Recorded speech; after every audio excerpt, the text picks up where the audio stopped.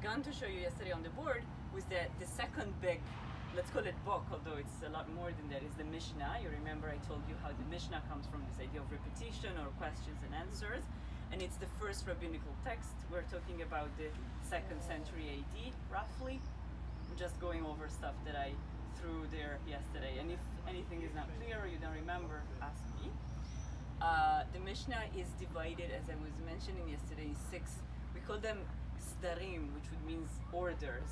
I can't find a good equivalent for this in any other Western organization of books, but I don't know, you can just imagine them as 6 groups, which are roughly, it's like a huge encyclopedia, I guess.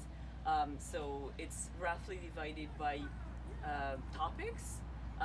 For example, this zraim means seeds, and it has to do with anything agricultural. So this is like everything that has to do with produce, from planting to growing to harvesting to I never know how to pronounce this word in English. Tithing, like the idea of taking tithing, which is the idea of taking a part of it, which is something in between.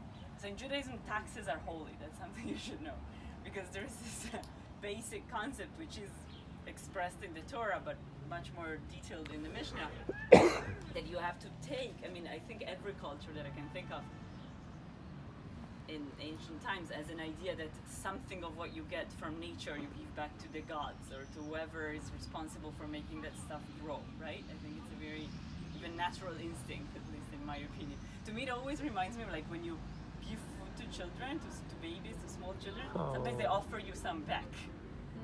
And the first time I saw my nephew do this, I was thinking, wow, that's exactly this idea. Like there is this adult, entity that is giving me food for no reason, just out of generosity, so I should give a little bit back,